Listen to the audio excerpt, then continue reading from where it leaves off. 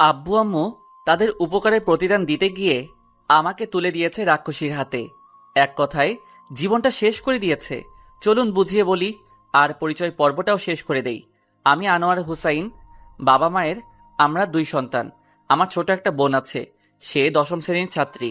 আর আমি এবার varsity second ইয়ারে এক্সাম দিয়ে অবসর সময় পার করতেছি। মধ্যবিত্ত পরিবারের একটা ছেলে আমি।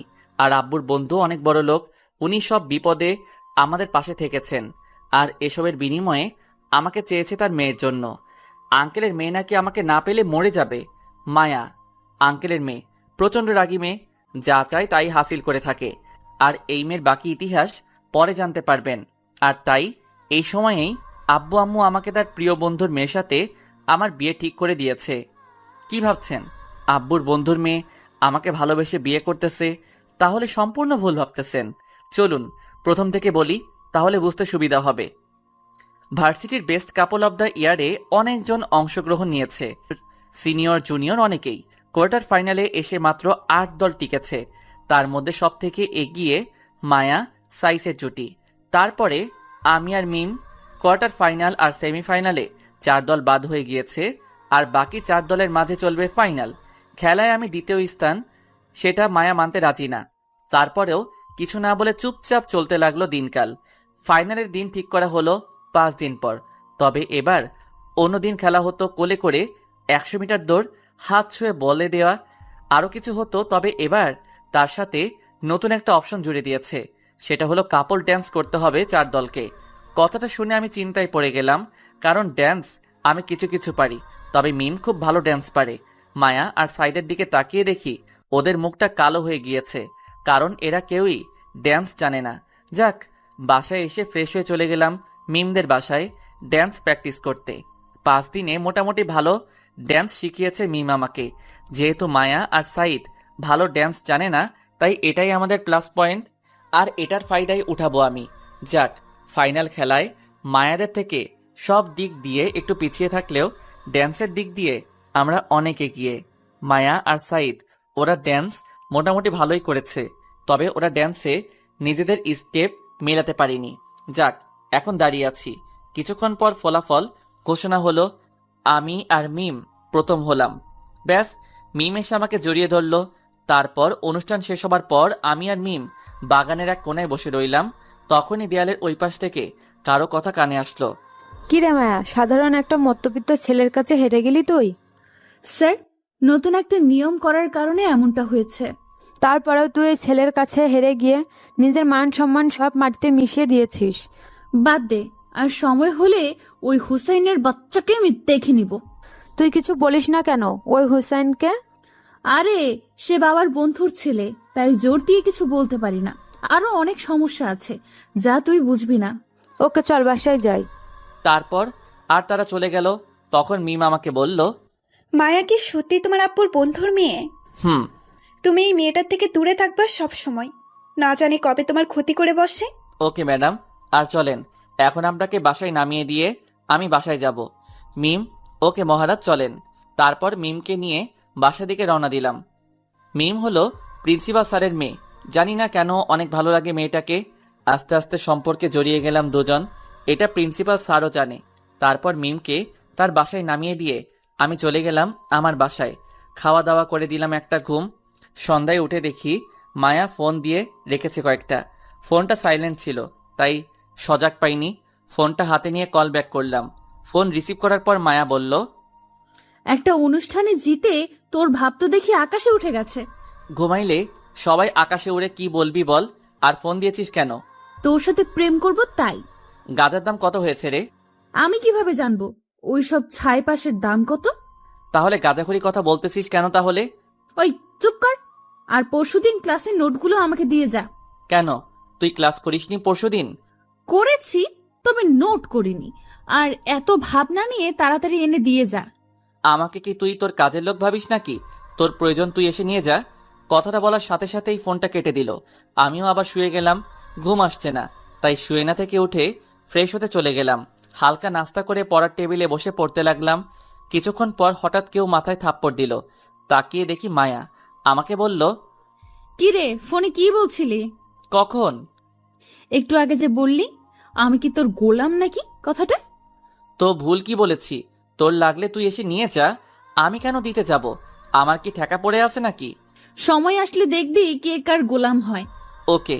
বলেই মায়া নোটগুলো নিয়ে চলে গেল। আর যাওয়ার আগে বলে গেল, তুই যে আমাকে এখান পর্যন্ত আনিয়েছিস তার শাস্তি আমি তোকে দিব। বলেই মায়া চলে গেল। আমি নিজের কাজে মন দিলাম। সকালে রেডি হয়ে ভার্সিটিতে গেলাম। গিয়ে দেখি মিম দাঁড়িয়ে আছে। তারপর দুজনে মিলে ভিতরে গেলাম। ভিতরে গিয়ে দেখি কিছু লোক এক জায়গায় জড়ো হয়ে দাঁড়িয়ে আছে। তাই মিম আর আমি সেখানে গেলাম। গিয়ে দেখি মায়া আর সাইদের কথা কাটাকাটি হচ্ছে। তাই সবাই তাকিয়ে দেখতেছে। হঠাৎ মায়া সাইদের গালে ঠাস করে একটা থাপ্পড় বসিয়ে দিয়ে সেখান থেকে চলে যায়। আমি দাঁড়িয়ে দাঁড়িয়ে ভাবতে লাগলাম, এই মেয়েটা পারেও। এই নিয়ে হয়তো 12 বার ওদের ঝগড়া হয়েছে। আর শাস্তি হিসেবে সাইদকে একটা কষে করে চর খেতে হয়েছে। এসব বাদ দিয়ে গিয়ে ক্লাসে মন দিলাম। লাঞ্চ টাইমে মিম আমাকে নিয়ে ঘুরতে বের হয়ে গেল। বিকেলে বাসায় এসে দেখি মায়া আর ওর আম্মু এসে বসে আছে। আমি সালাম দিয়ে ভিতরে চলে গেলাম। সবকিছু রেখে চলে গেলাম শাওয়ার নিতে। বাহিরে এসে দেখি মায়া আমার পড়ার টেবিলে বসে কি যেন লিখতেছে। তাই মায়াকে বললাম, ওই তুই কি লিখিস? Love letter. বেশি বক বক করবি না, এমনিতেই মাথা গরম আজকে। আপনার তো সারা শরীরে কারেন্ট চলে 12 মাস। মানে তুই কি বলতে চাইছিস? মানে খুব সহজ। তোর কাছে এটা নতুন কি? দুদিন পর পর সাইদকে মারবি, পরের দিন গিয়ে সরি বলে সব ঠিক করে ফেলবি। তাই অভিনয় না করে যা করার করে বিদায় হ। মায়া লিখা আটকে দিয়ে উঠে চলে গেল। আর কেমন যেন রাগী চোখ দেখিয়ে গেল। পরের দিন সকালে ভার্সিটিতে গিয়ে মিমের সাথে বসেছিলাম। তখনই মায়া এসে সামনে এসে দাঁড়ালো। তখন মিম আমাকে বলল, চলো রাজ, অন্য কোথাও গিয়ে বসি। চলো। ওই হুসাইন, তুই বলেছিলি না সাইদকে থাপ্পড় দিয়ে আমি আবার সরি বলে সব ঠিক করে ফেলি? এবার আমি সব শেষ করে দিয়ে এসেছি। তো আমি কি করব এতে? কিছু করতে হবে না। শুনে রাখ, এই মায়া কারোর উপর নির্ভর করে বাঁচে না। দেখবো তোর এসব ভাব কতদিন থাকে। বলেই মিমকে নিয়ে সেখান থেকে চলে আসলাম। তারপর দুজন মিলে ক্লাসে চলে গেলাম। বিকেলে ক্লাস শেষ করে গেল প্রিন্সিপাল স্যারের সাথে দেখা করতে। তাই আমি গেটের বাহিরে বসেছিলাম। মিম বের হওয়ার সময় কেমন রাগী একটা লুক দিয়ে চলে গেল। কিছুক্ষণ পর এসে আমাকে বলল, হুসেইন, তুমি মায়ের থেকে দূরে দূরে থাকবে, ওর সাথে আর কথা বলবে না। কেন, কি হয়েছে? একটু আগে আমার একটা বান্ধবী এসে বলল মায়া নাকি আমার আর তোমার সম্পর্কের মাঝে ফাটল ধরাতে চাইতেছে। তুমি সত্যি একটা বোকা। মানে? মানে হলো, এই মায়া বুঝি আমাদের মাঝে সম্পর্কের ফাটল ধরাতে পারবে। আর তুমি যেহেতু ওর কথা জেনে নিয়েছো, তাই ওর উল্টাপাল্টা কথা বললে সেটা এড়িয়ে চলবে, তাহলেই হবে। ওকে, কিন্তু তারপরেও তুমি ওর থেকে দূরে থাকবে। যেই ফাজিল মেয়ে না জানি কখন কি করে বসে। ওকে ঠিক আছে, এবার চলেন বাসায়। চলো। তারপর মিমকে তার বাসায় নামিয়ে দিয়ে আমি চলে গেলাম নিজের বাসায়। রাতে বসে বসে পড়তেছিলাম। তখনই মোবাইলটা বেজে উঠে তাকিয়ে দেখি মায়া ফোন দিয়েছে। বিরক্তি ভাব নিয়ে ফোনটা রিসিভ করলাম। মায়া বলে উঠল, কিরে, ফোন ধরতে এত সময় লাগলো কেন? কি বলতে ফোন দিয়েছিস সেটা বল। বাবু, এত রাগ করে না। রাগ শরীরের জন্য ভালো না। আচ্ছা বল, কি বলবি? খেয়েছিস রাতে নাকি এখনো না খেয়ে পড়তেছিস? এসব বলতে ফোন দিয়েছিস? তো তোকে কি প্রেম করার জন্য ফোন দিব নাকি? কথাটা শুনে ফোনটা কেটে দিলাম। কি একটা মেয়ে রে বাবা, আমার পিছনে এভাবে লেগে থাকে। এভাবে কিছুদিন চলে গেল। ভার্সিটি দিনগুলো সুন্দরভাবে কাটতে লাগলো। একদিন সকালে ভার্সিটিতে ঢুকতে যাব, তখনই পিছন থেকে মায়া ডাক দিল। তাই দাঁড়িয়ে গেলাম। কি হয়েছে, কিছু বলবি? তোর জন্য মিম একটা সারপ্রাইজ নিয়ে দাঁড়িয়ে আছে, যা ভেতরে। মায়াকে আর কিছু না বলে চলে গেলাম। আল্লাহ জানে কি হয়েছে। এসব ভাবতে ভাবতে ভিতরে আসতেই মিমকে দেখলাম মাঠের কোণে নিয়ে দাঁড়িয়ে আছে। আমি মিমের দিকে এগিয়ে যেতেই মিম আমাকে দেখে আমার দিকে এগিয়ে আসলো। মিম এসেই আমার দিকে একটা খাম এগিয়ে দিয়ে বলল, হুসেইন, এগুলো কি? আমি কি তোমাকে কম ভালোবেসেছিলাম যে তুমি আমাকে এত বড় ধোঁকা দিলে? মিমের কথা শুনে কিছু বুঝতে পারতেছি না, তাই খামটা খুলে দেখতে লাগলাম। খামের ভিতরে কিছু ছবি, যেটাতে আমি মায়াকে জড়িয়ে ধরে আছি। এরকম আরো কিছু ছবি আছে। ছবিগুলো দেখে মাথাটা চক্কর দিয়ে উঠল। এটা কিভাবে সম্ভব, কিছুই বুঝতেছি না। ছবিগুলোতে ডুব দিলাম। তখনই মিমের মাথায় ঘোর কাটলো। সারা কলেজ জানে তুমি আর মায়া একজন আরেকজনের শত্রু, আর ভেতরে ভেতরে এসব করো। প্লিজ চুপ করো, আমাকে ভাবতে দাও। না, তুমি আগে এটা বলো আমাকে কেন এসবের মাঝে টানলে? আমি কি দোষ করেছি? মিম, তুমি এগুলো পেয়েছো কোথায়? আমার বইয়ের ভেতরে একটু আগে পেয়েছি। বুঝেছি, আসো আমার সাথে। তারপর মিমকে নিয়ে গেলাম মায়ার কাছে। মায়া এক কোনায় ওর বান্ধবীদের সাথে দাঁড়িয়েছিল। আমি গিয়ে মায়াকে জিজ্ঞাসা করলাম, এগুলো কি মায়া? মানে কোনগুলা? দেখ, রাগ উঠাবি না। আর এমন ভাব নিচ্ছিস যে তুই কিছু জানিস না। মায়ার হাতে খামটা ধরিয়ে দিলাম। তারপর মায়া সেগুলো খুলে দেখে আমাকে বলল, দেখ, তোর যদি আমাদের সম্পর্কের কথা কাউকে বলতে লজ্জা পাস তাহলে এতে আমি কি করব? আর এগুলো ব্যাপারে আমি কিছুই জানি না। তোর আর আমার সম্পর্ক মানে? মানে এটা তোকে বলতে হবে? দেখ মায়া, সত্যিটা কি বল, না হলে রাগ উঠলে কি করব তা তুই ভাবতেও পারবি না। সত্যি বলার কি আছে? আর হ্যাঁ, তোর আর আমার মাঝে একটা সম্পর্ক আছে, ভালোবাসার। এটা তো আর অস্বীকার করতে পারবি না। কি আছে? রিলেশনশিপ। ব্যাস, রাগটাকে আর আটকাতে পারলাম না। ঠাস করে মায়ার গালে একটা চড় বসিয়ে দিলাম। আশেপাশে সবাই হাঁ করে তাকিয়ে রইল আমার দিকে। তাই মায়াকে বললাম, আমাদের রিলেশনের প্রথম উপহার দিলাম। আর যদি আমার আর মিমের মাঝে আসতে চাস তাহলে জানে মেরে ফেলবো, বলে দিলাম। মায়া গালে হাত দিয়ে অবাক হয়ে আমার দিকে তাকিয়ে আছে। আমি মিমকে নিয়ে চলে যাচ্ছিলাম, তখনই তিশা ডাক দিয়ে বলল, তোকে আমি দেখে নিব। আমি ওর কথার কর্ণপাত না করে চলে গেলাম মিমকে নিয়ে। তারপর মিমে রাগ করে বাসায় চলে গেল। মন এমনিতেই খারাপ, তাই ক্লাস না করে বাসায় চলে আসছি। মন খারাপ তাই দুপুরে খাওয়া দাওয়া করে দিলাম ঘুম। বিকেলে মাথায় কারো হাত ভোলানোর কারণে ঘুমটা ভাঙলো। তাকিয়ে দেখি মায়া আমার পাশে বসে আমার মাথায় হাত বোলাচ্ছে। লাফ দিয়ে উঠে দূরে সরে গেলাম। তারপর মায়াকে বললাম, তুই এখানে কি করিস? বাবু, তোমার ঘুম ভেঙে গেছে? ওই কি সব আবল তাবল বলতেছিস? আর তুই আমাদের বাসায় আসলি কখন? এমন ভাবে বলছিস যেন তোদের বাসা থেকে আমাদের বাসা কয়েক কিলোমিটার দূরে। সামনেই তো, তাই মন চেয়েছে চলে আসলাম। আসছিস ভালো কথা, তো তুই আমার রুমে কি করিস?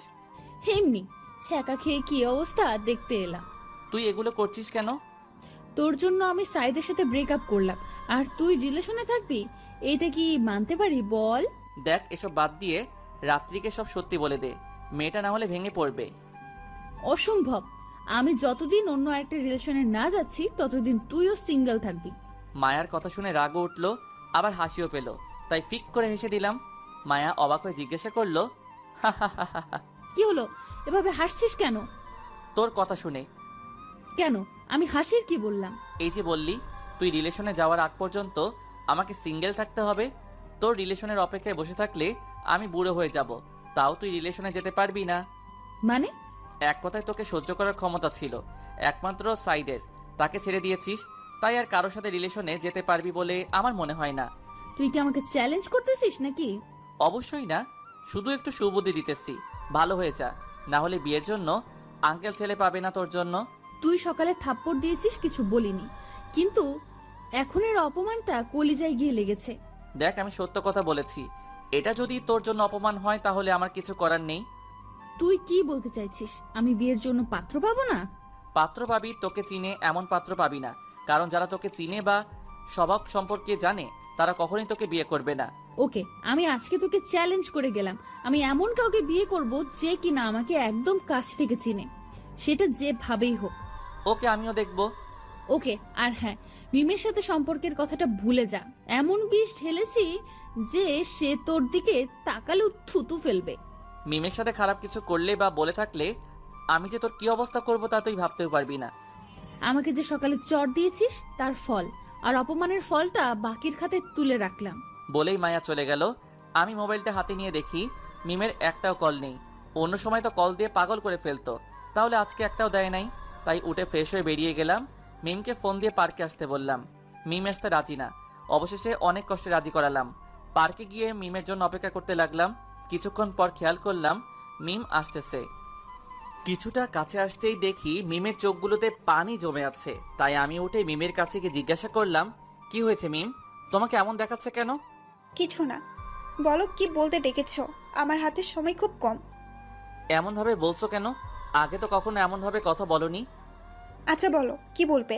আগে এটা বলো, তোমার চোখে পানি কেন? এমনি ধুলো পড়েছে তাই। আমাকে অবহেলা করতেছো তুমি? আচ্ছা যা বলার বলো, বাসায় কেউই নেই তাই তাড়াতাড়ি ফিরতে হবে। আসলে মায়া যা বলেছে বা দেখিয়েছে তা সম্পূর্ণ মিথ্যা।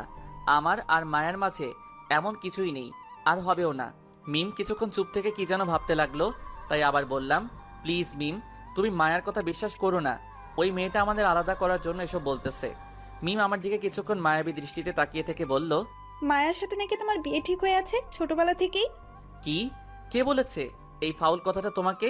মায়া একটু আগেই ফোন করে বলল তোমাকে আমার সাথে ওর বিয়ে ঠিক হয়ে আছে, আর তোমাদের মাঝে নাকি অনেকবার ফিজিক্যাল রিলেশনও হয়েছে। কথাটা শুনে মাথায় আগুন ধরে গেল। মেয়েটা এত নিচে নামতে পারে যা বলার মতো না। তাই মিমকে বললাম, মিম, কিছুদিন আগে তুমি আমাকে বলেছিলে না মায়া আমাদের মাঝে ফাটল ধরাতে চায়? এখন মায়া সেটাই করতেছে। আর তুমি জানো না মায়া জিতার জন্য যে কোনো কিছু করতে পারে বা বলতে পারে। তুমি আগে আমার প্রশ্নের উত্তর দাও, মায়া যা বলেছে সেগুলো কি সত্যি নাকি মিথ্যা? সবগুলো কথা মিথ্যা, আর ওই ছবিগুলো ছিল এডিট করা। তোমাকে বোকা বানিয়ে সে এখন মজা নিচ্ছে। মায়া আসলেই একটা খারাপ মেয়ে। বলেই মিম আমাকে জড়িয়ে ধরলো। আমিও মিমকে জড়িয়ে ধরলাম। তারপর মিমকে বললাম, মিম, তুমি কি আমাকে সত্যিই ভালোবাসো? কেন, সন্দেহ আছে নাকি? না, আসলে তুমি এত সহজে ভুল বুঝে ফেলেছো আমাকে, যার কারণে অনেক কষ্ট পেয়েছি আমি। মায়া এমন ভাবে বলেছিল, আমি তো ভয় পেয়ে গিয়েছিলাম। আচ্ছা চলো, এখন মায়ের সাথে একটু মজা নেওয়া যাক। মানে কি করবে তুমি? দেখতে থাকো। বলেই ফোনটা পকেট থেকে বের করে মায়াকে ভিডিও কল দিলাম। মায়া রিসিভ করে আমাকে বলল, কি রে, এই সময় ফোন দিয়েছিস? মুখটা একটু ভার করে ফেললাম আর হালকা কাদো কাদো ভাব নিয়ে বললাম, ওই তুই মিমকে কি এমন বলেছিস যে সে আমাকে থাপ্পড় দিয়ে চলে গিয়েছে? কিছু মন্ত্র পড়েছি, তাতেই কাজ হয়ে গিয়েছে।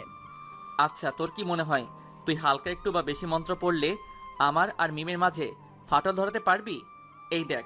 বলেই মিমকে টান দিয়ে আমার কাছে আনলাম আর কপালে একটা চুমু এঁকে দিলাম।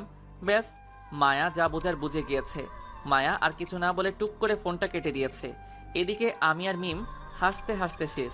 মিমকে বাসায় নামিয়ে দিয়ে এসে খাওয়া দাওয়া করে দিলাম একটা ঘুম। পরের দিন ভার্সিটিতে যেতেই দেখি মায়া এক কোণে দাঁড়িয়ে আছে। তাই আমি মায়ার সামনে গিয়ে দাঁড়িয়ে বললাম, এইভাবে মন খারাপ করে দাঁড়িয়ে আছিস কেন? এমনি, তোকে বলতে হবে নাকি? জানি। কেন তোর মন খারাপ? যা তো, ফালতু বলিস না। আরে রাগ করিস না, আর যা পারিস না তা করতে গেলে এমনই হয়। আর তুই কিভাবে ভাবলি আমাদেরকে আলাদা করতে পারবি? মায়া এবার কিছু না বলে মুচকি হাসি হেসে দিল আর আমার দিকে খারাপ একটা লুক নিয়ে তাকালো। তাই বললাম, এভাবে তাকিয়েছিস কেন? না, এমনি। আর দেখি তোদের সম্পর্ক কতদিন ভালো থাকে। একবারে শরম হয়নি তোর, নাকি আরো পেতে চাস? বাবু, সেটা সময় বলে দিবে। বলেই মায়া চলে গেল আর আমি দাঁড়িয়ে রইলাম ওইখানেই। তারপর হঠাৎ পিছন থেকে কেউ কাঁধে হাত রাখে। তাকিয়ে দেখি মিম। আমাকে বলল, হুসেন, তুমি এখানে দাঁড়িয়ে আছো কেন? এমনি, চলো ক্লাসে যাই। তারপর মিমকে নিয়ে ক্লাসে চলে গেলাম। তবে মায়া আবার কি করে তা নিয়ে টেনশনে পড়ে গেলাম। যাক, যা হওয়ার তা দেখা যাবে। দুপুরে মিম চলে আসলো। ক্লাস না করে আমি বিকেলে ক্লাস শেষ করে মিমকে নিয়ে একটু ঘুরতে গেলাম মনটা হালকা করার জন্য। তবে মায়ার সেই ভিলেনের মতো হাসিটা ভাবাচ্ছে আমাকে, কি না কি করে নিয়ে টেনশনে আছি। তখনই মিম আমাকে বলল, হুসেন, কি এত ভাবতেছো তুমি? না, আসলে সকালে। তারপর মিমকে সব বললাম। তাই একটু চিন্তা হচ্ছে, ও যেই মেয়ে না জানে কি করে বসে। আরে, এ নিয়ে চিন্তা করো না, ও আর আমাকে ভুল বোঝাতে পারবে না। তুমি আরামে গিয়ে ঘুমিয়ে থাকো। এবার যদি আমাকে ভুল বুঝো তাহলে তোমার সাথে আর কখনোই কথাই বলবো না আমি। ওকে, আর তুমি ওই পেতনিটার থেকে দূরে থাকবে। ওকে। আর মায়া কিছু বললে আগে আমাকে জানাবেন, না জানিয়ে আবার মুখ ফুলে বসে থাকেন না আবার। তুমি মায়াকে বলে দিবে আমার সাথে যেন কথা বলতে না আসে। ওকে, আর কিছু বলতে হবে? আর আমাদের দেখে যেন হিংসা না করে। ওলে পাগলি, সব বলে দিব এখন, ঠিক আছে? ওকে এখানে নিয়ে আসলে কেন? তোমাকে কিডন্যাপ করব বলে। শয়তান। চলো একটু হাঁটি, তারপর না হয় যা বাসায় চলে যাব। চলো। কিছুক্ষণ পর হঠাৎ ফোনটা বেজে উঠলো। তাকিয়ে দেখি আব্বু ফোন দিয়েছে, তাই রিসিভ করলাম। কিরে, কোথায় তুই? এই তো একটু বাহিরে, বাসায় আসবো একটু পরে। তাড়াতাড়ি আয়, কাজ আছে একটু। ওকে, আসতেছি। বলেই ফোনটা কেটে দিলাম। তখনই মিম আমাকে বলল, বাসায় যেতে বলেছি নাকি? হুম। ওকে চলো, আজকে বাসায় চলে যাই, পরে আরেকদিন আসবো। ওকে চলো। তারপর মিমকে তার বাসায় নামিয়ে দিয়ে আমি চলে গেলাম আমার বাসায়। কলিং বেল দিতেই ছোট বোন এসে দরজা খুলে দিল। ভিতরে যেতেই অবাক হয়ে গেলাম, কারণ ভিতরে মায়া, আঙ্কেল, আন্টি সহ আমাদের পরিবারের সবাই বসে আছে। আজকে তো অনুষ্ঠান বা এমন কোনো বিশেষ দিন নেই, তাহলে সবাই একসাথে বসে এই বাড়িতে। মায়ের দিকে তাকিয়ে দেখি ম্যাডাম আমাকে দেখে লজ্জা পাচ্ছে, এমন ভাব করতেছে। আমি অবাক হব নাকি? সবাই এখানে কেন এটা ভাববো, এটাই বুঝতেছি না। তখনই আব্বু বলল, কিরে, দাঁড়িয়ে দাঁড়িয়ে কি ভাবতেছিস? যা গিয়ে মায়ার ওখানে গিয়ে বস। কোনো কিছু না ভেবে মায়ার পাশে বসে গেলাম। আস্তে করে মায়াকে জিজ্ঞেস করলাম, কিরে তোরা এখানে কেন সবাই? চুপচাপ বসে থাক, সব জানতে পারবি। কেন আমরা এখানে? আমি আর কিছু না বলে চুপচাপ বসে রয়েছি। কিছুক্ষণ পর আঙ্কেল বলে উঠল, এবার বল, কবে ওদের বিয়ের দিনটা ঠিক করলে ভালো হয়?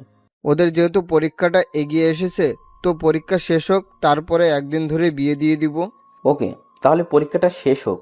ওনাদের কথা আমার মাথার উপর দিয়ে যাচ্ছে, তাই মায়াকে আবার জিজ্ঞাসা করলাম, কার বিয়ের কথা চলতেছে? আমরা চলে গেলে সেটা তোর আব্বুকে জিজ্ঞেস করিস, তাহলেই হবে। মেজাজটাই খারাপ করে দিল, তাই আর কিছু না বলে বসে রইলাম চুপচাপ। কিছুক্ষণ পর মায়া এরা সবাই চলে গেল। তখনই আব্বুকে জিজ্ঞাসা করলাম, কার বিয়ে নিয়ে কথা বলছো তোমরা? কার আবার? তোর বিয়ে নিয়ে। কি? তোর আর মায়া আপুর বিয়ে নিয়েই তো কথা হলো এতক্ষণ। আব্বু আম্মু, তোমাদের কি মাথা খারাপ হয়ে গিয়েছে নাকি যে আমি ওই মেয়েকে বিয়ে করব? আমাদের মাথা ঠিক আছে বলেই তোর বিয়ে মায়ের সাথে ঠিক করেছি। আমি কোনোদিনও মায়াকে বিয়ে করব না। তোরা তো একজন আরেকজনকে ভালোবাসিস, তাহলে বিয়ে করতে সমস্যা কোথায়? মায়াকে যে আমি ভালোবাসি এটা কে বলেছে তোমাদের? কেন, মায়া তো বললো তোরা নাকি একজন আরেকজনকে ভালোবাসিস অনেক আগে থেকে। ওই মেয়েটা পাগল হয়ে গিয়েছে, আর আমি অন্য আরেকজনকে ভালোবাসি, তাই মায়া প্রতিশোধ নিতে এটা করতেছে। তুই আবার কাকে ভালোবাসিস? তারপর মোবাইল থেকে মিমের ছবিটা বের করে সবাইকে দেখালাম। তারপর মিমের সম্পর্কে সব বললাম। তখন আব্বু বলল, আচ্ছা, আমি মায়ের আব্বুর সাথে কথা বলে দেখি। আর হ্যাঁ, এই মায়া নামের মেয়েটাকে বউ করার স্বপ্ন ভুলে যাও। বলেই ভিতরে চলে গেলাম নিজের রুমে। রাগে মাথাটা গজগজ করতে লাগলো। এসব ফাউল চিন্তা বাদ দিয়ে চলে গেলাম ফ্রেশ হতে। ফ্রেশ হয়ে বের হতেই দেখি মোবাইলে কল আসতেছে। তাকিয়ে দেখি মায়ার ফোন, তাই বিরক্তি নিয়ে ফোন করলাম। মায়া বলল, ধাক্কাটা সামলাতে পেরেছিস তো, নাকি আবার অজ্ঞান হয়ে গিয়েছিস? জি, সামলেও নিয়েছি, আর তোর ব্যাপারে সব বলেও দিয়েছি। আর তারা এবার আঙ্কেলের সাথে কথা বলে তোর অভিনয় সমাপ্ত করে দিবে, চিন্তা করিস না। মায়া চুপ হয়ে গেল আমার কথা শুনে। বুঝলাম টেনশনে পড়ে গেছে মেয়েটা, তাই আবার বললাম, কিরে, এবার তুই ধাক্কা খেলি নাকি? তবে দেখি কি করা যায়। দেখ মায়া, এসব সিরিয়াস বিষয় নিয়ে পাগলামি বন্ধ কর, না হলে খুব খারাপ হবে বলে দিলাম। খারাপ যাই হোক, বিয়ে তো আমি তোকেই করব। রাগে মাথাটা ফেটে যাচ্ছে, তাই ফোনটা কেটে দিলাম। কিছু না বলে চুপচাপ বসে রইলাম। রাতে খাওয়া দাওয়া করে দিলাম একটা ঘুম। সকালে ফ্রেশ হয়ে নাস্তা শেষ করে ভার্সিটিতে গেলাম। ভিতরে যেতেই মায়া সামনে এসে দাঁড়ালো। আমি পাশ দিয়ে চলে যাওয়ার সময় মায়া বলে উঠল, এভাবে কতদিন পাশ কাটিয়ে চলে যাবি? কিছুদিন পর তো আমার হাতের মুঠোয় আসতে হবে। আমি কোনো কথা না বলে ক্লাসে গিয়ে মাথা নিচু করে বসে রইলাম। ক্লাস শুরু হতে অনেক টাইম বাকি, তাই ক্লাসে কেউ নেই, তাই মায়ের কথাগুলো ভাবতেছি। তখনই কাঁধে কারো হাতের ছোঁয়া পেলাম। তাকিয়ে দেখি মিম। কি হয়েছে? এভাবে মন খারাপ করে বসে আছো কেন? কিছু না বলে মিমকে জড়িয়ে ধরলাম। চোখ দিয়ে পানি চলে আসলো আপনা আপনি। জানি না চোখের পানিটা কেন এসেছে। মিম হয়তো কিছুটা অবাক হয়েছে আমার এমন আচরণে, তাও মিম জিজ্ঞাসা করলো, হোসেন, কি হয়েছে আমাকে বলো। কালকে বাসায় গিয়ে দেখি। তারপর মিমকে সব বললাম। এখন কি করব নিজেই বুঝতেছি না। আচ্ছা, তোমার আপু যেহেতু বলেছে কথা বলবে, সেহেতু দেখো কি হয়। মিম, তুমি জানো না, মায়া যে করেই হোক এটা করে ছাড়বে। ওর মতো মেয়ে পারে না এমন কোনো কাজ নেই। হারে কিচ্ছু হবে না, দেখে নিও। তাই যেন হয়।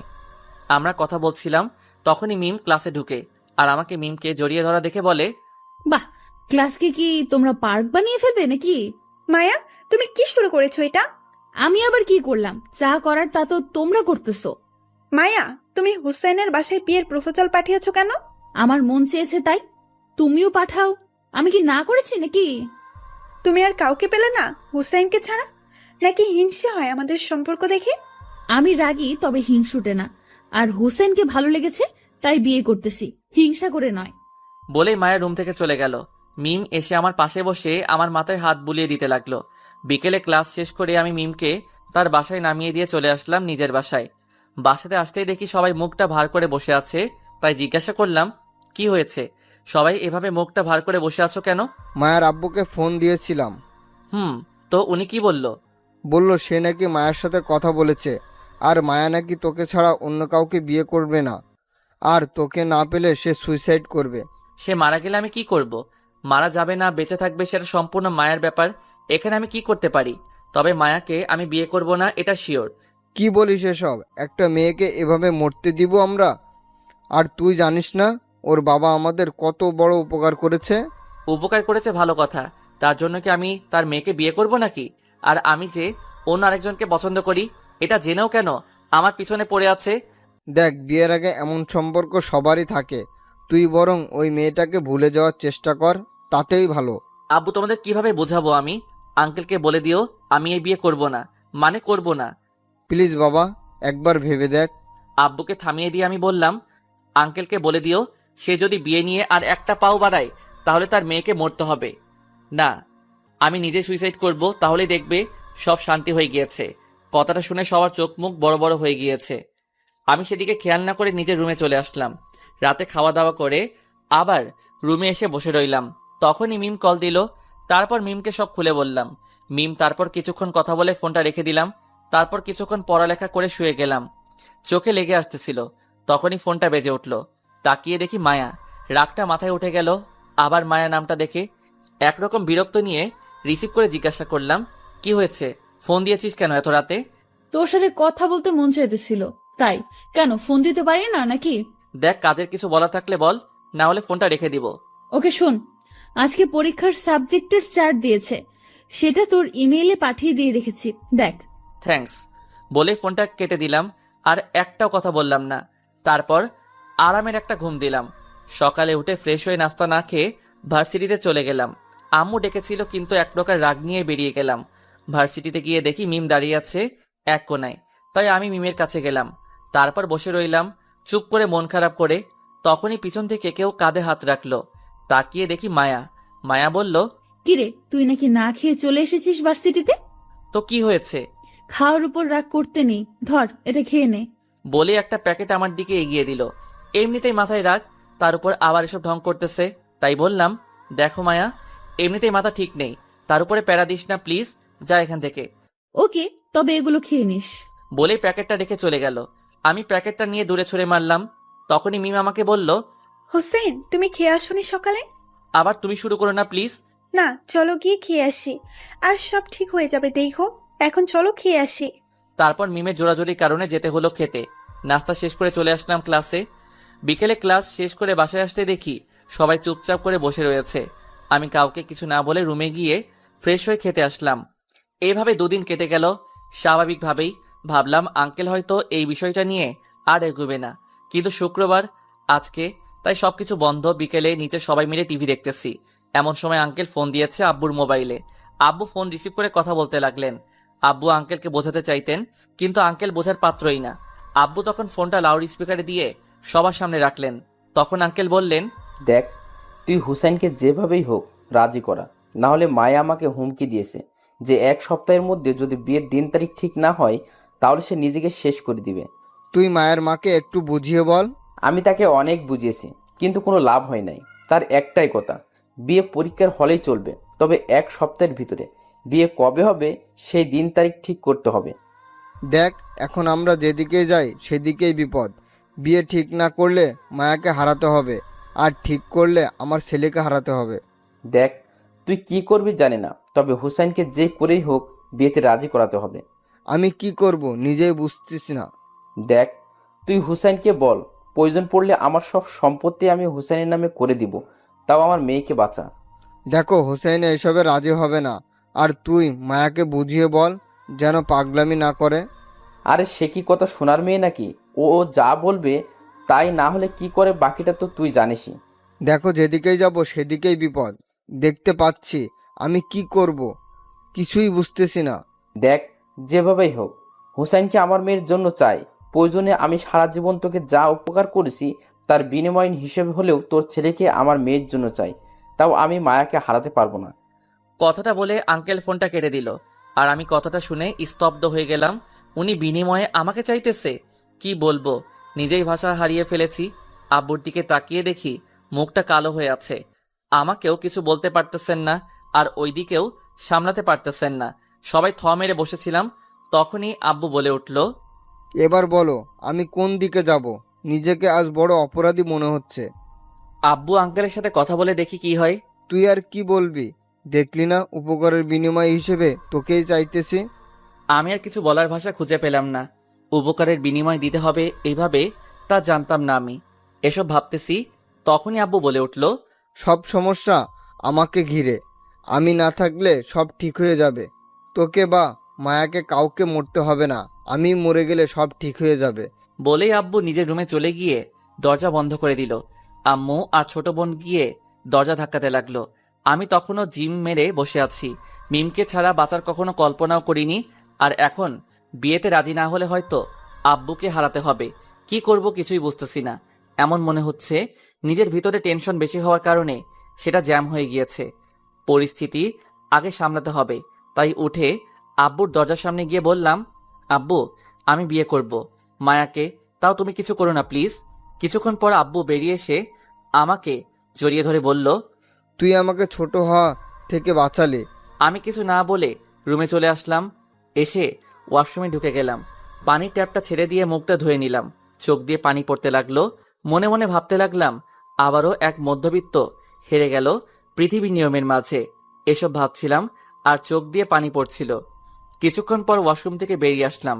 ঠিক করে নিলাম যে হয়তো সুখে থাকতে পারবো না মায়াকে বিয়ে করে, তবে সবাইকে খুশি তো রাখতে পারবো, এতেই অনেক কিছু। তবে এটা করলে যে মিমের কাছে অপরাধী হয়ে যাব, এটা তাদের কিভাবে বোঝাবো? আমি কি করব তা নিজে জানি না। হয়তো একজনের কাছে অপরাধী হব, তবে সবাইকে সুখে রাখতে পারবো, এতেই অনেক। রাতে খাওয়া দাওয়া করে বিছানায় শুয়ে ভাবতে ভাবতে কখন ঘুমিয়েছি তা নিজেও বলতে পারি না। সকালে কারো ফোনে ঘুম ভাঙলো। তাকিয়ে দেখি মিম। বুকটা ধাক করে উঠল, তাও রিসিভ করলাম। মিম বলল, কি জনাব, ঘুম ভাঙেনি? এই তো। আচ্ছা, আজ থেকে নাকি আর ক্লাস হবে না, তাই ভার্সিটিতে আর যাওয়ার দরকার নাই। ওকে, তুমি বিকালে একটু দেখা করতে পারবে? কোথায় আসতে হবে বলো? তুমি নদীর পাড়ে এসো। ওকে। তারপর আরো কিছুক্ষণ কথা বলে ফোনটা রেখে দিলাম। উঠে ফ্রেশ হয়ে নিচে গিয়ে নাস্তা করে নিলাম। তারপর আঙ্কেলের বাসার দিকে রওনা দিলাম। যাওয়ার পর আঙ্কেল আন্টির সাথে কৌশল বিনিময় করে জিজ্ঞাসা করলাম, আন্টি মায়া কোথায়? সে তো ঘুমাচ্ছে। কেন, কোনো কাজ আছে নাকি? না আন্টি, ওর কাছে আমার একটা খাতা আছে, সেটা নিতে এসেছি। আচ্ছা, তুমি যাও, গিয়ে নিয়ে আসো। আমি আর কিছু না বলে সোজা উপরে চলে গেলাম মায়ার রুমে। গিয়ে দেখি এখনো ঘুমাচ্ছে। ঘুমন্ত অবস্থায় মায়াকে কেউ দেখলে বলবে না মায়া এমন কাজ করতে পারে, কারণ ঘুমালে মায়াকে অনেক মায়াবী লাগে। মায়াকে হালকা করে ডাক দিতে সে আমাকে বলল, কিরে, তুই আমার রুমে এত সকালে? সূর্য আজকে কোন দিকে উঠলো? ছাদে আয়, তোর সাথে কথা আছে আমার। বলে আমি ছাদে গিয়ে দাঁড়িয়ে রইলাম। কিছুক্ষণ পর মায়া এসে আমাকে বলল, কিরে, কি বলবি বল? প্লিজ এসব কাহিনীগুলো থামা, আমি আর নিতে পারতেছি না। তুই কিসের কথা বলছিস? দেখ, ভাব ধরিস না প্লিজ। আর আমি হার মেনেছি তোর কাছে। এখন থেকে তুই যা বলবি আমি তাই শুনবো। তাও এসব ড্রামা বন্ধ কর। আমি তোকে বিয়ে করব, এখানে ড্রামা আসবে কোথা থেকে? আমি সিরিয়াসলি তোকে বিয়ে করব। বললাম তো আমি হার মেনেছি। প্রয়োজন পড়লে তোর পাগুলো দে, আমি তোর পা ধরে ক্ষমা চাইব। আর তুই যা বলবি তাই শুনবো, প্রমিস? ভেবে বলছিস তো? বল কি করতে হবে এর বিনিময়ে? বাসার সবাই যেভাবে বলছে, তুইও তাদের কথা মতো আমাকে বিয়ে করে নে, ব্যাস এটাই দাবি। মায়ার কথায় রাগ উঠতে লাগলো আমার। যে কথাটাই বলি সে সেই কথাটাকে ঘুরিয়ে এই জায়গাতেই আনে। নিজের রাগটাকে কন্ট্রোল করে বললাম, আচ্ছা বিয়ে করা ছাড়া কি আর কোনো উপায় নেই? আছে তো। তাহলে এতক্ষণ কথা না ঘুরিয়ে এটা উপায়টা বললেই তো পারতি। বল কি উপায়? আমাকে বউ বানিয়ে নে। মাথাটা নষ্ট হয়ে যাবে এই মেয়ের সাথে কথা বললে। তাই আর না বাড়িয়ে চলে আসলাম বাসায়। বিকেলে পার্কে মনমরা হয়ে বসেছিলাম। তখনই মিম এসে পাশে বসে গেল।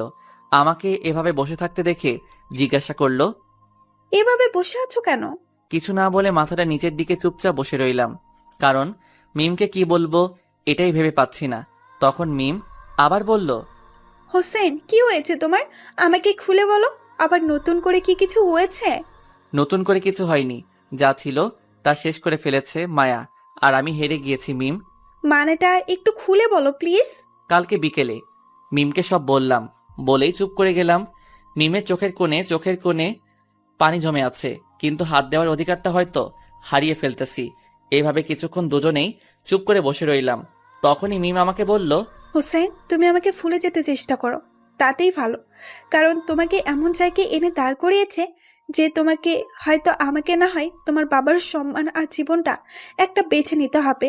তাই তোমার জন্য ভালো হবে আমায় ভুলে যাওয়া। আমি অশ্রু চোখে মিমের দিকে তাকালাম। মিম তার নজর সরিয়ে নিল। হয়তো নজর মিলাতে মিম নিজেকে সামলে রাখতে পারবে না, তাই নজর নামিয়ে ফেলেছে। মিম জানো, আমি এমন একটা জায়গায় এসে দাঁড়িয়েছি, এখন সামনে পিছনে যেদিকেই যাই কারো না কারো কাছে অপরাধী হতে হবে। হোসেন, তুমি নিজেকে সামনের দিকে নিয়ে যাও। আর আমি কিছু মনে করব না। তুমি মায়াকে বিয়ে করে নাও, তাহলে তুমি অনেক খুশি হবে। সান্ত্বনা দিতেছো? মিম আমাকে কিছু না বলে চুপচাপ বসে রইল। মিমের পাশে বসে থাকতে পারতেছি না, নিজেকে কেমন অপরাধী মনে হচ্ছে নিজেকে। তখনই মিম বলল, চলো বাসায় যাই, এমনিতেই অনেক রাত হয়ে যাচ্ছে। আর আমরা একসাথে থাকতে পারবো না বলে কি হয়েছে? আমরা তো ভালো ফ্রেন্ড হয়ে থাকতে পারি নাকি? জানি না তোমাকে হারিয়ে খোদার উপরে রাগ করব নাকি এত সুন্দর জীবনটা নষ্ট করে দেওয়ার জন্য তাকে দোষ দিব, এটাই বুঝতেছি না। হয়েছে, এবার চলো বাসায় যাই। তারপর আর কিছু না বলে মিমকে তার বাসায় নামিয়ে দিয়ে আমি বাসায় চলে আসলাম। জানি না আজকে কি হারিয়েছি, তবে নিজের জীবনের সব থেকে দামি জিনিস হারিয়েছি এটা বুঝতে পারতেছি। তবে মায়ার উপর প্রচুর রাগ হলো। তার দরকার বিনিময় ভালোবাসা, তাই তাকে বিনিময়ের ভালোবাসাই দিব। কখনো মনে জায়গা করতে পারবে না। মায়াকে বিনিময় সবকিছু দিব, তার সাথে আমার সম্পর্ক থাকবে শুধু উপকারের বিনিময়ে ভালোবাসা। মায়াকে আর তুই না, এখন থেকে আপনি করে বলবো, কারণ সে সব ভেঙে দিয়েছে শুধু বিনিময়ের ভালোবাসা চেয়ে। পরের দিন সকালে ভার্সিটিতে গিয়ে এক কোণে বসেছিলাম, তখনই মায়া এসে বলল, কি রে, আজকে তোর নায়িকা কোথায়? দেখতে পাচ্ছি না। কিছু না বলে চুপচাপ বসে রইলাম। তখনই মায়া আবার বলল, কি রে, কথা কানে যায় না? জি বলেন, আমি শুনতেছি। আমার মুখ থেকে আপনি শুনে মায়া হয়তো চমকে গিয়েছে, ওর মুখে রিয়াকশন এটাই বলতেছে। নিজেকে সামলে নিয়ে মায়া বলল, ওই, তুই আমাকে আপনি করে বলছিস কেন? আরে আপনার বাবা আমাদের এত উপকার করেছে, তাহলে আমি আপনাকে তুই বা তুমি কি করে বলি বলেন? খোঁচা দিতেছিস নাকি? আরে না, আপনারা বিনিময়ে আমাকে চেয়েছেন, আমি তো বিয়েতে রাজি হয়ে গিয়েছি, এতে খোঁচা দেওয়ার কি আছে? দেখ, তোর আপনি আমার ভালো লাগতেছে না, আর এসব ঢং বাদ দে। দেখুন, আপনারা উপকার করেছেন তাই সম্মান প্রাপ্য, আর আমি ঢং করতে যাব কেন? আমি তো রিয়েলিটিতে চলতেছি, আর তাই যদি কেউ উপকার করে তাকে সম্মান দিয়ে কথা বলতে হয়। ওকে, ডাকতে থাক, আর সম্মান দেওয়া ভালো। বলেই মায়া উঠে চলে গেল। আমি সেই জায়গাতেই বসে রইলাম। এভাবে কেটে গেল কিছুদিন। এর মাঝে বিয়ের দিন ঠিক হয়ে গিয়েছে, আমার পরীক্ষাও প্রায় শেষ। আমি পরীক্ষার মাঝে নিজেকে ব্যস্ত রাখার চেষ্টা করলাম, আর ওরা যা বলে তাতেই তাল মিলিয়ে চলতে লাগলাম, কারণ যা হারাবার তা তো হারিয়ে ফেলেছি। হয়তো ওই দিনই জীবনের শেষ দিনটাও কাটিয়ে নিয়েছিলাম। পরীক্ষার শেষ দিনে মায়া সবাইকে বিয়ের কার্ড দিয়ে দাওয়াত দিতে লাগলো। সবাই শকড হলো আমার আর মায়ার বিয়ের কথা শুনে। পরীক্ষা শেষ আজকে, তাই বাসায় এসে ঘুমিয়ে গেলাম। আর এক সপ্তাহ পরে বিয়ে। সন্ধ্যায় ঘুম ভাঙলো, মাথায় হাত দিয়ে বুলিয়ে দিতেছে। তাকিয়ে দেখি মায়া, তাই লাফ দিয়ে উঠে বললাম, আপনি এখানে কেন? কেন, আর 10 দিন পর তো এই রুমটা তো আমারও হবে, তাই আগে থেকে এসে অভ্যাস করতেছি।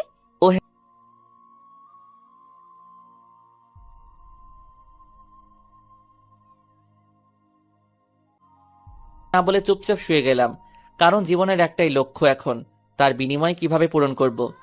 এভাবে কেটে গেল আরো 9 দিন। সবকিছুই ঠিকঠাক চলতেছিল। বিয়েটাও হয়ে গেল আজকে। সবাই মুখে হাসি, আমিও হাসতেছি, তবে সেটা মন থেকে নয়, সবাইকে খুশি রাখার জন্য। মায়াকে নিয়ে বাসায় আসতে আসতে গভীর রাত হয়ে গিয়েছে। সবাই মায়াকে নিয়ে পড়ে আছে, তাই আমি বাহিরে গিয়ে বসে রইলাম। রাতে বাহিরে বসে চাঁদের দিকে তাকিয়েছিলাম, তখনই আব্বু কাঁধে হাত রাখলো। আমি বললাম, আব্বু কিছু বলবে? তোকে অনেক কষ্ট দিয়ে ফেলেছি না রে। আরে ধর, কি যে বলো না, তোমার সম্মান বাঁচাতে নিজেকে কোরবানি করে দিতে পারি, এটা আর কি। আচ্ছা যা, অনেক রাত হয়ে গেছে, এখন রুমে যা। বলেই সেখান থেকে সোজা রুমে চলে আসলাম। দরজা লাগিয়ে ওয়াশরুমে চলে গেলাম। ফ্রেশ হয়ে এসে দেখি মায়া নতুন বউয়ের মতো খাটে বসে আছে, তাই গিয়ে জিজ্ঞাসা করলাম, আপনার কি সেবা লাগবে বললে ভালো হতো। মায়া এবার চট করে ঘুমটা খুলে আমার দিকে রাগী চোখে তাকিয়ে বলল, নতুন বউয়ের সাথে কি করতে হয় তা জানিস না? জি, বলে দিলে ভালো হতো। নিজের ভিতরের ফিলিংস থেকে যা আসে তা থেকে কর, এটাও কি বলে দিতে হবে? সরি, আসলে ভিতরের ফিলিংস শব্দটা মারা গিয়েছে, তাই কি করতে হবে বলে দিলে ভালো হয়। মায়া অবাক হয়ে কিছুক্ষণ তাকিয়ে রইল, হয়তো ভাবতেছে এমন ছেলেটা কবে বদলে গেল। কিছুক্ষণ পর আমাকে বলল, কিছু করতে হবে না, এসে শুয়ে পড়। জি ঠিক আছে, বলেই গিয়ে খাটের একপাশে শুয়ে গেলাম। মায়া চলে গেল ফ্রেশ হতে। কিছুক্ষণ পর ফ্রেশ হয়ে এসে মায়া আমার বুকে মাথা রাখলো। আমি চুপচাপ মরার মতো পড়ে রইলাম। তখন মায়া বলল, আমাকে জড়িয়ে ধর। আমি কোনো কথা না বলে জড়িয়ে ধরলাম। তারপর মায়া চুপচাপ ঘুমিয়ে গেল। আমার চোখে ঘুম নেই, শুধু একটা কথাই মাথায় নাড়া দিতেছে। সবার মন রাখতে গিয়ে একজনের মন ভেঙে দিলাম আমি। এই অপরাধের ক্ষমা কোথায় থেকে পাবো? আর মায়ার ফিলিংসের কথা বলছে, সে নিজে জানে না ফিলিংসগুলো শুধু একজনকে ঘিরে, আর সেই হারিয়ে গেছে আমার জীবন থেকে। এসব হাজারো চিন্তা করতে লাগলাম আর চোখ দিয়ে সমানে পানি পড়তে লাগলো। কখন যে সকাল হয়ে গেল নিজেও জানি না। হঠাৎ মায়ার বুকের মাঝে নড়াচড়া দিয়ে উঠল। বুঝলাম মায়ার ঘুম ভাঙতেছে। আমি হাত দিয়ে চোখের পানিগুলো মুছে ঘুমের ভান ধরে চোখটা বন্ধ করে নিলাম। মায়া উঠেই নিজেকে আমার থেকে ছাড়িয়ে নিল। তারপর হঠাৎ করে আমি নিজের গালে নরম ঠোঁটের ছোঁয়া অনুভব করলাম। তারপর মায়া চলে গেল। আমি তাকিয়ে দেখি ওয়াশরুমে চলে গিয়েছে ফ্রেশ হতে। কিছুক্ষণ পর ফিরে এসে আসার শব্দ পেলাম, তাই আবার চোখ বন্ধ করে শুয়ে রইলাম। কিছুক্ষণ পর মায়া আমাকে ডাক দিল। ঘুম ভেঙেছে এমন একটা ভাব নিয়ে তাকালাম। তখনই মায়া বলল, তুই রাতের বেলায় ঘুমের মধ্যে কিস করলি কেন আমাকে? মায়ার কথা শুনে আমি টাসকি খেয়ে এলাম। কাল রাতে আমি ঘুমালাম কখন? নাকি মায়া ভাব নেওয়ার জন্য বলেছে? এসব ভাবতেছি তখন মায়া আবার বলল, কিরে, উত্তর দিচ্ছিস না কেন? সরি, আসলে ঘুমের মধ্যে মানুষ কি করে তা তো বলতে পারে না, তাই ভুল করে হয়ে গিয়েছে, মাফ করে দিবেন প্লিজ। ওকে, যা উঠে ফ্রেশ হয়ে আয়। ওকে বলেই উঠে চলে গেলাম ফ্রেশ হতে। ফ্রেশ হয়ে এসে রেডি হবার পর মায়া আর আম্মুকে নিয়ে নাস্তা করতে গেলাম। আমি চুপচাপ গিয়ে নাস্তা করতে বসে গেলাম। ওইদিকে মায়াকে নিয়ে সবাই মজা করতেছে। এসব কেমন যেন বিরক্ত লাগতেছে, তাই হালকা কিছু খেয়ে রুমে চলে আসলাম। কিছুতেই ভালো লাগতেছে না। আমার পিছন পিছন মায়াও রুমে আসলো। এসে আমাকে বলল, রুমে চলে আসলি কেন? আসলে ভালো লাগতেছিল না তাই চলে আসছি। কেন, কোনো সমস্যা হয়েছে নাকি? সবাই কেমন করে যেন তাকিয়ে দেখতেছিল তোর চলে আসার দিকে। ও তো এখন কি করতে হবে বলেন? আমার সাথে বাহিরে আয়, আর সবার সাথে হাসি মুখে কথাবার্তা বলবি। ওকে, এই হাসিটা চলবে? তোরে হাসি দিতে বলছি, দাঁত বের করে দেখাতে বলি নাই। আর এমন ভাবে হাসি দিতেছিস যেন হাসি দিতে কষ্ট হইতেছে তোর। আসলে এর চেয়ে সুন্দর হাসি আমি দিতে পারি না। কেন, আগে যে মিমের সাথে বসে বসে হাসতি, ওইগুলো কোথায় এখন? ওই যার নামটা বলেছেন তার সাথে মাটি চাপা পড়ে গেছে হাসিগুলো। আমার কথা শুনে মায়া চুপ হয়ে গেল। কিছু বলতে গিয়েও থেমে গেল। তারপর বলল, আয় বাইরে যাই, রুমে ভালো লাগতেছে না। চলেন। তারপর মায়াকে নিয়ে বাহিরে গেলাম। সবার সাথে কথা বলতে লাগলাম। বিকেলে রেস্ট করতে রুমে এসে শুয়েছিলাম, তখনই মায়া রুমে আসলো। তারপর ফ্রেশ হতে চলে গেল। ফ্রেশ হয়ে এসে দরজা লাগিয়ে দিয়ে এসে আবার বুকে শুয়ে গেল। আমি আগের মতোই শুয়েছিলাম। তখন মায়া বলল, আচ্ছা হুসেন, এখন তো স্বামী স্ত্রী, তাই না? কাজী সাহেব বলেছিল, কালকে শুনেছি। তুই কি এখনো আমাকে মেনে নিতে পারিসনি? তোর কি বলেন এসব? আমি তো ওই দিন আপনাকে মেনে নিয়েছি, যেদিন আপনার আব্বু বিনিময় চেয়েছিল। হুসেন প্লিজ, পেছনে সবকিছু ভুলে যা। এখন এসব মনে রেখে লাভ নেই। ওকে, ভুলে গেলাম। এই তো ভালো ছেলে। তো এখন বল, আমাকে ভালোবাসিস কিনা? ভালোবাসাটা কি জানতে পারলে খুব ভালো হতো। দেখ হুসেন, আমি মানতেছি যে আমি তোকে জোর করে বিয়ে করেছি, কিন্তু এখন তো সবকিছু মেনে নিয়েছি। তুইও মেনে নে, তাতেই ভালো। ওকে। আচ্ছা হুসেন, তুই কি এখনো ওই মিমকে ভালোবাসিস? দেখুন, এসব বিষয় জানার আপনার কোনো অধিকার নেই। তার চেয়ে ভালো আপনার কি উপকার করতে পারি এটা বলেন। আমি নিজে সবটুকু দিয়ে চেষ্টা করব সেটা পূরণ করার। কথাগুলো বলতে বলতে চোখের কোণ দিয়ে টপ টপ করে 2 ফোঁটা পানি ঝরে গেল। তাড়াতাড়ি করে মুছে ফেললাম।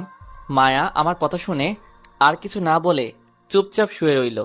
আমি মনে মনে ভাবতে লাগলাম, এখন কেমন লাগে মায়া? আমিও ওই দিন এমনভাবে কষ্ট পেয়েছিলাম যা হয়তো তুমি আজকে ফিল করতেছো। মায়া বললে হয়তো আমি তার সাথে সেক্স করতে আমি তাও করব, তবে তা বিনিময় হিসেবে ভালোবেসে না। কারণ আমি মাটি দিয়ে দিয়েছি আমার মন আর বাকি সবকিছু মিমে চলে যাওয়ার সাথে। এখন নিয়ম মতো রোবটের মতো নিজের দায়িত্ব পালন করে যাব। এটাই হয়তো বাকি জীবনে থাকবে। এসব ভাবতে ভাবতে কখন যে ঘুমিয়ে গেছি তা নিজেও জানি না। চোখ খুলল কারো ডাকে। তাকিয়ে দেখি মায়া মাথার পাশে বসে আছে। এবার আর ঘাবড়াইনি। মায়াকে বললাম, জি কিছু বলবেন অথবা কিছু করতে হবে আমাকে? জি, এখন উঠে নিচে খেতে আসেন, সবাই খেতে বসে আছে। ঘড়ির দিকে তাকিয়ে দেখি অনেকক্ষণ ঘুমিয়েছি, তাই উঠে ফ্রেশ হয়ে চলে গেলাম খেতে। খাওয়া দাওয়া করে আবার রুমে চলে আসলাম। এসে বসে রইলাম চুপচাপ। কি করব তাও ভেবে পাচ্ছি না। ভার্সিটি খোলা থাকলে এমনটা না করে এসব কাটিয়ে উঠতে পারতাম। এখন তো পুরো বেকার লাগতেছে নিজেকে। এসব ভাবতেছিলাম তখনই মায়া রুমে আসলো। এসে আমাকে বলল, কি রে, তোর শরীর ভালো না? জি ভালো। বলেন আপনার কিভাবে সেবা করতে পারি? ওই আমি তোরে বলছি আমার কিছু লাগবে না। তাহলে কথায় কথায় এটা বলিস কেন? বলেন আপনার কি সেবা করতে পারি? জি, নিজের কাজটা যদি ভুলে যাই আর আপনি যদি এতে কষ্ট পান, তাই দায়িত্ব নিয়ে নিজের কাজটা নিজে করি। মায়া আমার কথা শুনে কিছুক্ষণ ড্যাব ড্যাব করে তাকিয়ে রইল। তারপরে হঠাৎ ঠাস করে গালে একটা চড় বসিয়ে দিল। আমি বললাম, এতক্ষণে ভালো লাগতেছে আমার যে আপনাকে সেবা দিতে পেরেছি। মায়া আর কিছু না বলে ওয়াশরুমে চলে গেল। আমি কিছু না বলে বিছানায় গিয়ে শুয়ে রইলাম। কিছুক্ষণ পর মায়া ওয়াশরুম থেকে বের হয়ে এসে আমার পাশে শুয়ে গেল। আমি সেদিকে খেয়াল না করে নিজের মতো শুয়ে রইলাম। কিছুক্ষণ দুজনের মাঝে নীরবতা বজায় রইল। হঠাৎ মায়া বলে উঠল, হুসাইন, তুই আমার বুকে মাথা দিয়ে ঘুমা আজকে। আমি মায়ার কথা মতো মায়ার বুকে মাথা দিয়ে শুয়ে গেলাম। তখন মায়া আমাকে বলল, আমার হার্টবিট শুনতে পাচ্ছিস হুসাইন? জি। হার্টবিট গুলো কি বলতেছে তাকে শুনতে পাচ্ছিস না? সরি ম্যাডাম, এসব বোঝার ক্ষমতা আমি অনেক আগেই হারিয়ে ফেলেছি। দেখ হুসাইন, আমি জানি তুই আমার উপর রাগ করে আছিস, মাফ করে দে প্লিজ। দেখুন, আমি কোনো ব্যাপারে আপনার উপরে রাগ করে নেই, তাই বারে বারে মাপ চেয়ে আমাকে লজ্জা দিবেন না প্লিজ। দেখ, এভাবে বলিস না, বললাম তো ভুল হয়ে গিয়েছে। প্লিজ ম্যাডাম, এভাবে বলবেন না। আমি যদি পারতাম তাহলে ক্ষমা করে দিতাম। দেখ হুসাইন, তোকে জোর করব না, তুই ক্ষমা করে দে, না হলে কিন্তু আমি বাধ্য হব জোর করতে। ম্যাডাম, আপনি বললেই আমি কাজ করে দিব, জোর করার কি আছে? আমার কথা শুনে মায়া রাগে টলমল করতে লাগলো। আমি কিছু না বলে চুপচাপ রইলাম। তখন মায়া আবার বলল, বুঝছি তোকে বুঝিয়ে পারবো না, তাই যা করার আমাকেই করতে হবে। আপনি কেন কষ্ট করতে যাবেন? আমাকে বলেন, আমি করে দিচ্ছি। তুই কি করতে পারবি? আমার সাধ্যের ভিতরে হলে অবশ্যই পারবো। ওকে, ভালোবাসতে পারবি আমাকে? সরি ম্যাডাম, এটা আমার সাধ্যের অনেক বাহিরে, তাই পারবো না। আপনি চাইলে জীবন দিতে পারি, তবে ভালোবাসতে পারবো না। কথায় কথায় খুঁজে দেওয়াটা কোথা থেকে শিখেছিস? বলবি একটু, বলবি? সময়ের কাছ থেকে। আসলে সময় মানুষকে বদলে দেয় আর অনেক কিছু শিখিয়ে দেয়। মাঝে মাঝে পাথরসহ বানিয়ে দেয় একটা মানুষকে। হো, তাই এমন ভাবে কথা বলিস? আন্তরিকভাবে দুঃখিত আমি। আপনি যদি আমার কথায় কষ্ট পেয়ে থাকেন। আমার কথা শুনে মায়া ফিক করে হেসে দিল। তারপর বলল, তোর কথায় শুধু কষ্ট পাই না, এমন লাগে বুকের ভেতরে হাতুড়ি দিয়ে আঘাত করতেছে, বুঝছ? জি ম্যাডাম।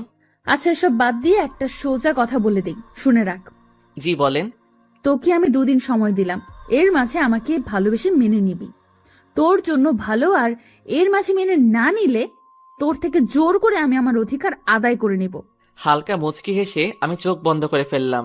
জানি না মায়া কি ভাবতেছে, আর সেটা জানার কোনো প্রয়োজনও মনে করি না। মায়া আমাকে জড়িয়ে ধরল। আমি কোনো কিছু না বলে চুপ করে শুয়ে রইলাম।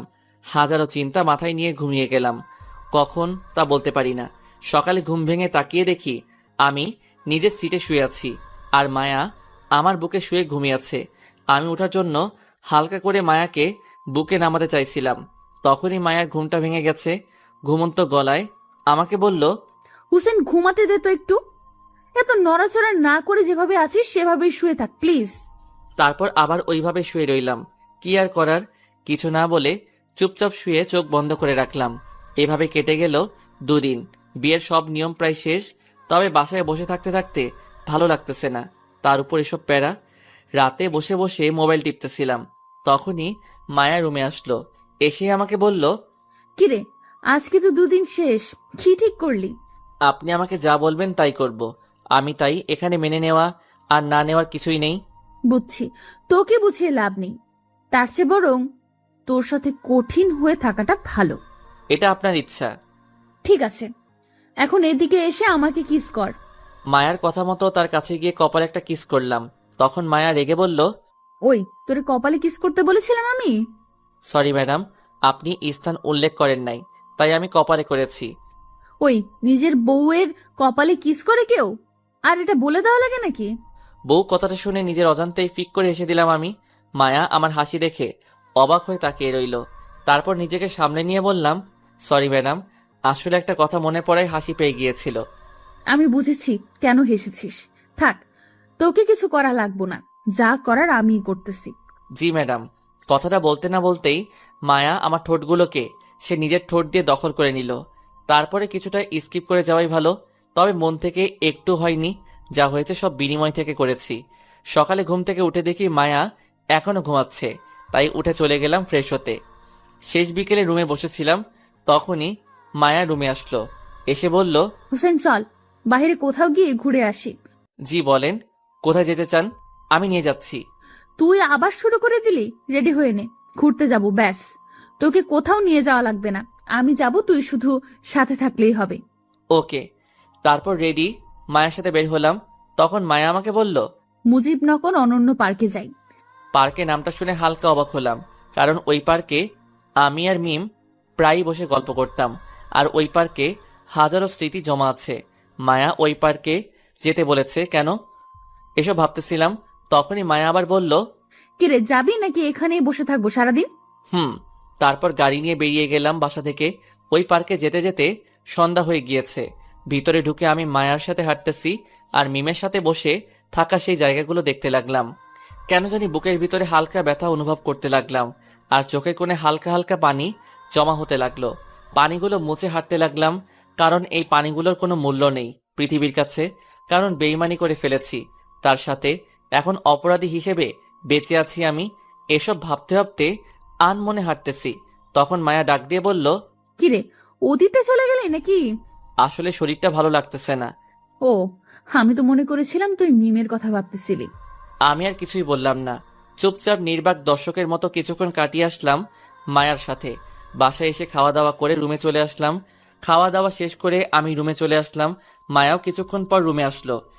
এসেই আমার উপর শুয়ে বলল, তোকে নিয়ে ঘুরতে গিয়ে মজা নেই, মনে হয় একটা রোবট নিয়ে ঘুরতে বের হয়েছি। আমি কিছু না বলে চুপ করে শুয়ে রইলাম আর মায়ার কথাগুলো শুনতে লাগলাম। মায়ার এবার আমার সামনে উঠে দাঁড়িয়ে গেল।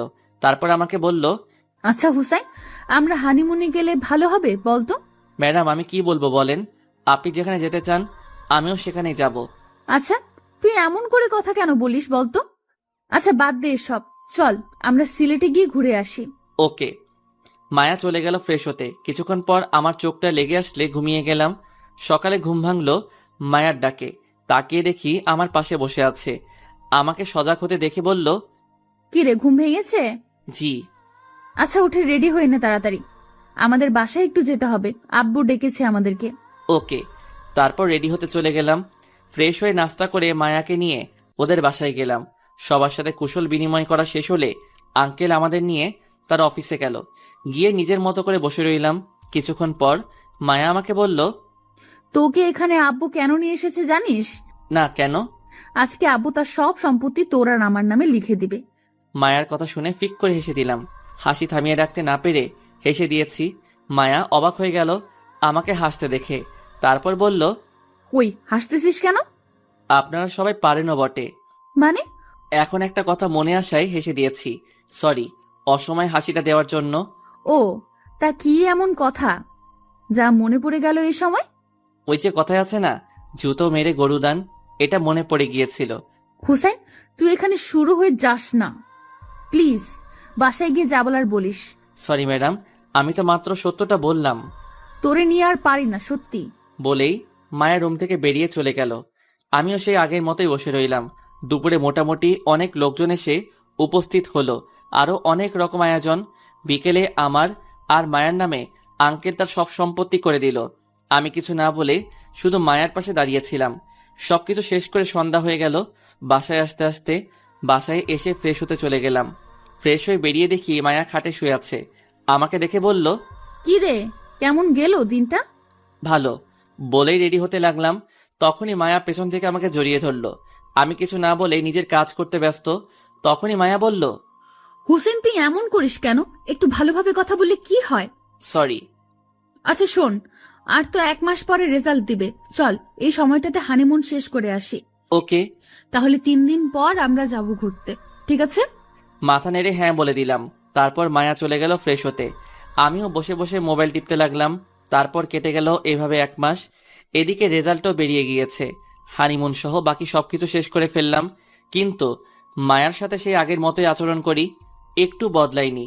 কারণ মায়া যা করেছে তা ক্ষমা করার না। তবে এটা ভেবে ভালো লাগতেছে যে কালকে ভার্সিটিতে গিয়ে মিমকে দেখতে পাবো। এসব ভাবতে ভাবতে ঘুমিয়ে গেলাম। সকালে উঠে ফ্রেশ হয়ে নাস্তা শেষ করে ভার্সিটির উদ্দেশ্যে বেরোতে যাব। তখনই মায়া পিছন থেকে ডাক দিয়ে বলল, আমাকে নিয়ে যাবি নাকি বউকে রেখেই চলে যাবি? আমি কিছু না বলে চুপচাপ দাঁড়িয়ে রইলাম। কিছুক্ষণ পর মায়া আসলে তাকে সাথে নিয়ে ভার্সিটিতে গেলাম। ভিতরে গিয়ে সবার সাথে কথা বলে চুপচাপ ক্লাসরুমে বসে রইলাম। কিছুক্ষণ পর ক্লাস শুরু হয়ে গেল, কিন্তু মিম এখনো আসেনি। বিকেলে ক্লাস শেষ করে গেটের কাছে দাঁড়িয়ে দেখতে লাগলাম মিম আসলে এসেছে কিনা, কিন্তু না, মিমকে দেখতে পাইনি। অবশেষে তিশাকে আসতে দেখে সেখান থেকে সরে গিয়ে একটু দূরে দাঁড়িয়ে রইলাম। তারপর মায়াকে নিয়ে বাসায় চলে আসলাম। মিমকে দেখতে না পেয়ে মনে একটা ভয় কাজ করতে লাগলো। তাও নিজেকে সান্ত্বনা দিয়ে বললাম, আজকে হয়তো আসেনি, কালকে আসবে। এসব ভাবতেছিলাম, তখনই মায়া বলল, কিরে, কি এত চিন্তা করতেছিস? না এমনি। ও আচ্ছা, ঘুমা। তারপর এসব ভাবতে ভাবতে ঘুমিয়ে গেলাম। সকালে উঠে ফ্রেশ হয়ে মায়াকে নিয়ে ভার্সিটিতে গেলাম। মায়া ভিতরে চলে গেল। আমি মাঠের এক কোণে দাঁড়িয়ে নীরবে দু চোখে মিমকে খুঁজতে লাগলাম, কিন্তু মিমের নাম গন্ধ নেই। কাউকে কিছু জিজ্ঞাসা করতে পারতেছি না, তাই নীরবেই চারপাশে দেখতে লাগলাম। হঠাৎ পিছন থেকে কাঁধে হাত রাখলো, তাই হালকা ঘাবড়ে গেলাম। পিছনে তাকিয়ে দেখি মায়া। আমাকে এভাবে ঘাবড়াতে দেখে মায়া বলল, আরে ভয় পাস না, আমি। কিছু বলবেন? তুই যাকে খুঁজতেছিস সে এই ভার্সিটিতে আর আসবে না। মানে? মানেটা হলো মিম ভার্সিটি থেকে টিসি নিয়ে চলে গিয়ে অন্য আরেক ভার্সিটিতে ভর্তি হয়েছে, তাই তাকে খুঁজে লাভ নেই। তো আমি কি করব? সে যা মন চাই করুক, তাতে আমার কি? বলে সেখান থেকে সোজা ভার্সিটির ভিতরে চলে এলাম। প্রচুর কান্না পাচ্ছে এখন কেন জানি, তাও সবকিছু চেপে গেলাম নিজের ভিতরে। আমার জন্য একটা মেয়েকে ভার্সিটি বদলে ফেলতে হলো। মায়ার উপর রাগটা বাড়তে লাগলো। ভিতরে পাথরটা আরো বড় হয়ে গেল। কিছু না বলে চুপচাপ বসে রইলাম। এমন লাগতেছে নিজের জীবনের মানেটা হারিয়ে ফেলেছি। কিভাবে পারলাম এটা করতে? এখন খোদার কাছে একটাই দোয়া, মরণটা যেন তাড়াতাড়ি হয়। নিজেকে নিজের ভিতর বন্দি করে নিয়েছি। কিভাবে পার করব এই অপরাধ বোধটা নিয়ে? এইভাবে চলতে লাগলো দিনগুলো। নিজেকে এখন অনেক শক্ত করে নিয়েছি। মায়া এখনো পারেনি আমার ভালোবাসা আদায় করতে। এইভাবে কেটে গেল 6 মাস। বিকেলে আমি ঘুমাচ্ছিলাম, তখনই মায়া এসে ডাকতে লাগলো। আঙ্কেল নাকি হঠাৎ অসুস্থ হয়ে গিয়েছে, তাই উঠে হসপিটালে গেলাম। শেষ রাতের দিকে আঙ্কেলের সাথে কথা বলার সুযোগ হয় সবার। আঙ্কেল সবার সাথে কথা বলে শেষে আমাকে আর মায়াকে তার কাছে ডেকে নিয়ে যায়। ভিতরে গিয়ে আঙ্কেলের পাশে বসতেই আঙ্কেল আমাকে বলল, হুসাইন, আমি যতদিন পর্যন্ত সুস্থ না হই ততদিন তুমি আমার অফিসটা সামলাও বাবা। আঙ্কেল, মায়া সবকিছু সামনে নিবে, আপনি চিন্তা করবেন না। দেখো, মায়া বা তুমি দুজনের একজন সামনে নিও, এতটুকুই। আর ভার্সিটির পড়া শেষ হলেই তোমাকে অফিসে বসতে হবে না, মনে রেখো। আমি কিছু না বলে চুপচাপ বসে রইলাম। তারপর আরো কিছুক্ষণ কথা বলে রুম থেকে বেরিয়ে আসলাম। তখন মায়া বলল, আমি মেয়ে হয়ে অফিস সামলাবো আর তুই কি করবি? দেখুন, আপনার আব্বুর অফিস, তাই আপনি সামলালেই ভালো হবে, না হলে পরে আবার। কথাটা বলতে গিয়েও থেমে গেলাম। তারপর বললাম, তার চেয়ে ভালো আপনি সামলান। মায়া হয়তো বুঝতে পেরেছে কি বলতে চেয়েছি, তাই রাগী মুখ নিয়ে আমার দিকে তাকিয়ে বলল, তুই না বলিস আমি যা বলবো তুই তাই শুনবি?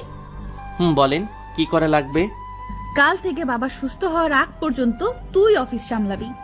কি আর করার, তাই হ্যাঁ বলে দিলাম। তারপর সকালে বাসায় চলে আসলাম। এসে ফ্রেশ হয়ে চলে গেলাম অফিসে। ম্যানেজার সবকিছু বুঝিয়ে দিয়েছে, তাই অত একটা অসুবিধা হয়নি।